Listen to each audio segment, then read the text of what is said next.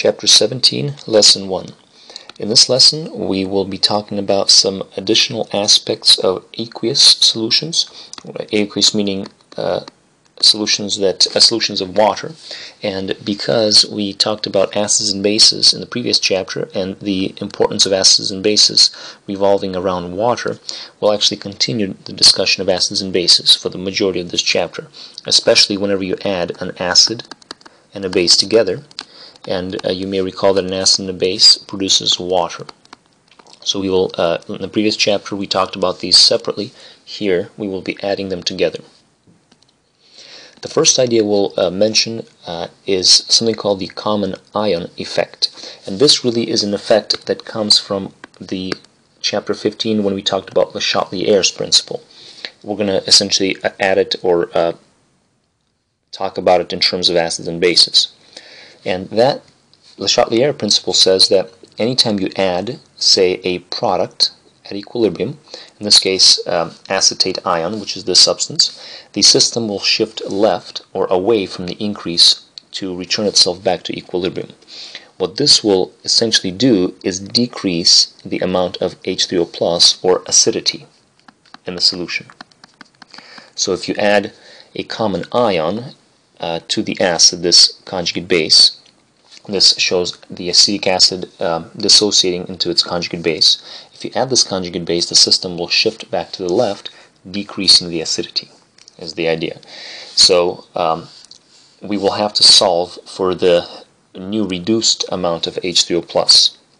Essentially what we'll do is we'll use an icebox, but we'll in a modified way, we're going to put a twist into the icebox, and that twist will come by already having present some of the products.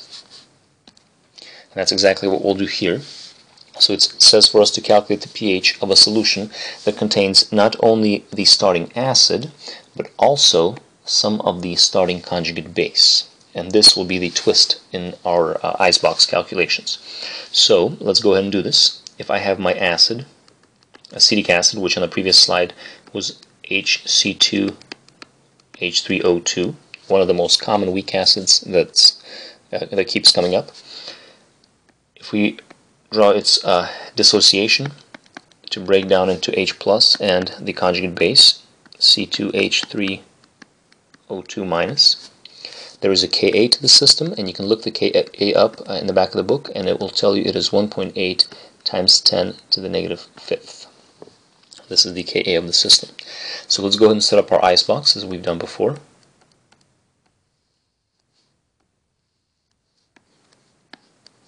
Now, as usual, we'll write down how much of the acid we begin with. In this case, that's 0.15 molar.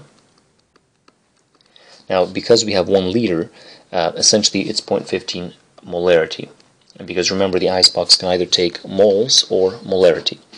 So the H plus will still be 0. However, now we do have a little bit of our acetate there to begin with. So this will not be 0, but it'll be 0.20. And that is the difference in one of these calculations. We already have a common ion, the conjugate base, present. The rest of it will be the same. We will still lose an amount of our acid as we go to equilibrium, and we'll gain on the right side. So put x's in there. Because we're given the Ka, we'll have to use x's. So we've got 0.20 plus x. Here we have x, and here we have 0.15 minus x. So this is the new portion of the icebox that we haven't seen before.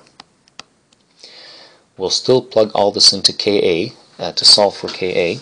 So let's go ahead and do that. Ka is 1.8 times 10 to the negative fifth. Now in this case, what we can do is we can actually ignore the x like we've done before, because our x value will be so tiny it'll be at least 3 orders of magnitude compared to our concentrations. Our concentrations here are, this is 2.0 times 10 to the negative first, and notice that's 3 orders of magnitude different, at least 3 orders of magnitude. So we'll be justified in ignoring x. And in fact, to help with the calculation, we'll ignore x twice. We'll ignore x here, and we will ignore x here. We cannot ignore this x because we still have to solve for x in one of these problems. So let's go ahead and put that. So what we're left with is x times 0.20 for the product side, and for the reactant side we got 0.15. And let's go ahead and solve here for x. Let's move the 0.15 over to the other side. So we end up with 0.15 times 1.8 10 to the negative fifth equals 0.20x. So go ahead and divide by 0.20 on both sides. That cancels out, and let's see what we got for our x. Let's go ahead and plug this into your calculator and see what you come up with.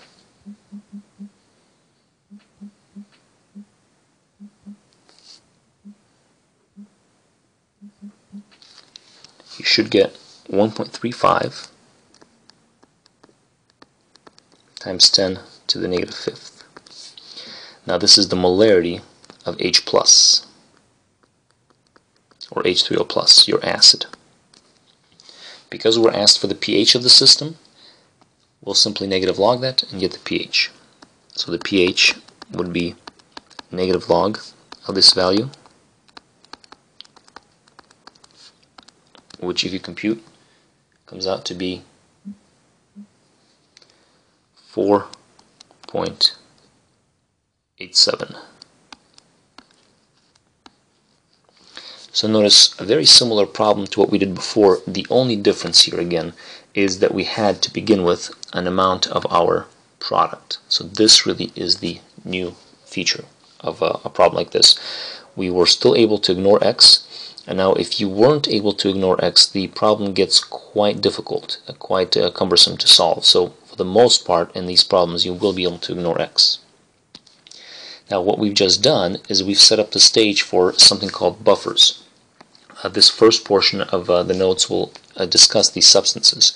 Buffers are an extremely important group of solutions in chemistry, and what they do is they resist a change in pH. A buffer actually resists a change in pH. Here it says even when strong acid or base is added.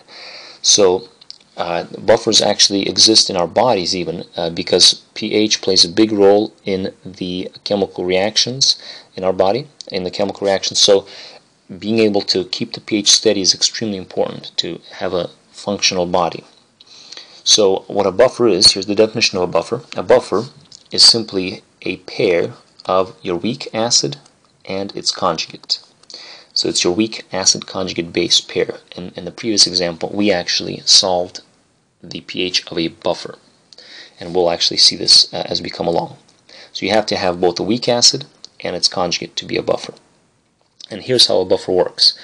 Since you have both your weak acid and its conjugate, effectively you have an acid and a base inside of your solution. So if you add a small amount of hydroxide, which is a strong base,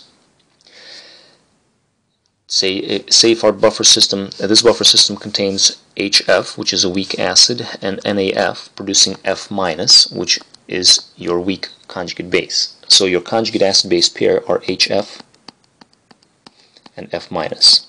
So this is your base, and this is your acid.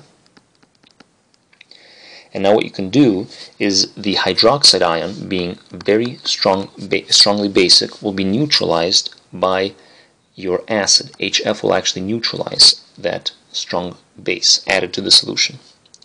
If, on the other hand, you add a strong acid, then F minus, which is the conjugate base portion of the buffer, will neutralize it. So the idea here is a buffer contains both an acid and a base. They have to both be weak in order to form a buffer, and they're able to neutralize any acid and any base coming in. And this is the strength of an acid, of a buffer, an extremely important class of substances in chemistry.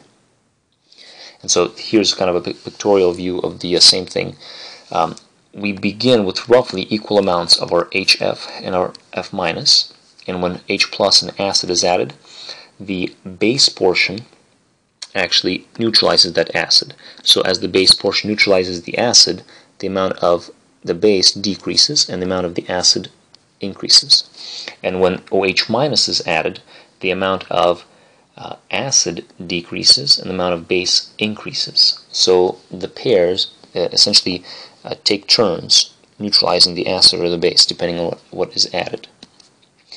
So here is a problem that asks us to make some buffers. Now, a buffer, by definition, has to have a weak acid conjugate base pair or a weak base conjugate acid pair. Those are essentially the same. So if you take a look at part A here, NH3 is our weak base. That works. And NH4, this substance here, is actually the conjugate of this weak base, because when NH3 combines with water, it acts as a base, accepting water's proton and turns into NH4+. So you indeed have the conjugate pair here. So this one, A, will make a buffer. Now if you take a look at part B, here we have a strong base, rubidium hydroxide, and a strong acid. And by definition, you have to have a weak acid-base pair. So this one will actually not create a buffer. No buffer here. We had a buffer up here, no buffer down here. If you take a look at C, we have HF, which is our weak acid. So we have one of the ingredients. And then we have potassium hydroxide, which is a strong base. Now, at first glance, it may look like we're not going to form a buffer, but in fact here you do form a buffer. And the reason we form a buffer is because this HF starting out, as the HF starts out, it already starts with a little bit of F-, which is the needed conjugate base for a buffer. However, what you could do, you can increase the amount of this F-, this other needed conjugate, by adding strong base, and that strong base will actually take, say if you begin with an amount of HF, about this much, and not much of the H+ or F-, because it's a weak acid. If you add hydroxide to here, that hydroxide essentially will react with the acid and form a bunch of this base, and you'll end up with an equal amount of acid conjugate base pair. So this will work. In other words, if you have yourself a weak guy and then the opposite strong guy, that also makes a buffer. And that's exactly the case in part D. We have this here is acetate ions, C2H3O2-. Remember, sodium is just there to carry it to the solution. So we have this is your weak base.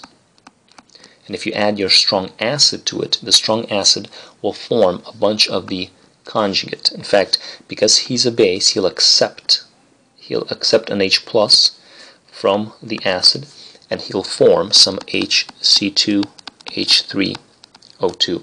So we have ourselves a weak acid conjugate base pair, and that constitutes a buffer. So to review, you can directly add the weak acid and the weak base pair, or you can indirectly add it, and this is in the case in C and D, by first beginning with the weak and then adding the opposite strong, which will convert the weak into the needed conjugate. So we're going to derive a buffer equation, and these buffer calculations will actually become simpler because we'll have a special equation to use. If this doesn't make sense, don't worry too much. Here we're going to derive a very important buffer equation. So we begin by giving you the standard acid reaction in water, and then we define the equilibrium constant as products over reactants.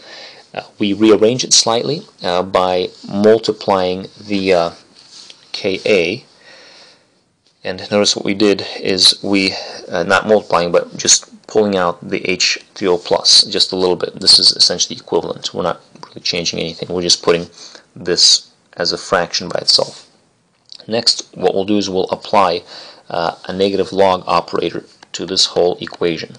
And as we do that, we end up with this. If we apply negative log to everything, what we do, remember the negative log is this p. In pH, for example, this little p means the negative log of. So negative log of Ka becomes pKa, negative log of H3O+, which was our acid concentration, is pH, and then the negative log of our base and acid can be essentially stays. What we'll like to do then is to rearrange the equation to solve for pH. because very often what we want to do with buffers is find the pH in which they're able to buffer the solution. So rearranging this, essentially we're moving this whole entire portion to the left, and we end up with this equation, a very important equation that we'll use numerous times, called the Henderson-Hasselbalch equation. Notice it took two chemists to define this equation, so this must be a tough yet a very important equation. Very often this is shorthanded by designating it as the HH equation. This is your buffer equation, which we'll use. In fact, what we'll do next is solve a problem, the exact same problem we just solved. Example 0 actually was this problem, and we'll do it this time by using the buffer equation. Notice if you take a look, this is exactly the same problem. I'm going to cycle back just for a second for you to be convinced of this. And here, here is the exact same thing. We had 0.15 moles of acetic acid. We had 0.2 moles of acetate. Now notice we have the exact same situation.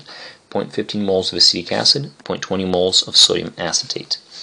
In this case, we won't have to use the icebox. This is the buffer equation actually allows us to outdo or not do the icebox, but solve for the pH in the same exact way. And the buffer equation looks like this. The pH of a buffer equals the pKa plus the log of the base concentration divided by the acid concentration. This is just straight from the previous slide. So this is our buffer equation. And so what we'll do here is plug everything in. Our base concentration is this amount. Our acid concentration is 0.15. The pKa, the Ka is this value, and really it's a matter of plugging and chugging. So let's go ahead and put this in. Remember, P means negative log, and this operator means negative log. So we can say the negative log of your Ka, which is 1.8 times 10 to the negative fifth, plus the log of your base, which is 0.20, over your acid, which is 0.15. Now this ratio has to be computed before you take the log of it. And what you can do, notice I'm using a 0.20 moles, even though this is brackets. And just like in the icebox, we can either use moles or molarity. Same thing here. We can actually use moles instead of molarity. Those are interchangeable because the liters of the solution do not change throughout this throughout the reaction. So let's go ahead and compute this. Try to see if you can compute. Let's do one at a time, and then we'll put them together. So take the negative log of 1.8 e negative 5. That should give us 4.74, plus take this ratio first and then take the log of it. Compute the ratio, 0.20 divided by 0.15, and then take the log of it, regular log. Notice this is not a negative log, just the regular log, and you get yourself 0.125. Go ahead and convince yourself that this is the answer, and then adding these together, we should get 4.87. If we use enough significant figures, we should get ourselves 4.87. If you take a look, this is what we had in the previous problem. I'm going to cycle back really quick to convince ourselves of this. 4.87. This is exactly the same calculation. So the buffer equation allows you to forego and to not use the icebox, for which you are probably eternally grateful to Mr. Henderson and Mr. Hasselbalch. We'll probably, why don't we finish up here and we'll do the second lecture using the buffer equation once more, just to review. So this concludes lecture 1 of chapter 17.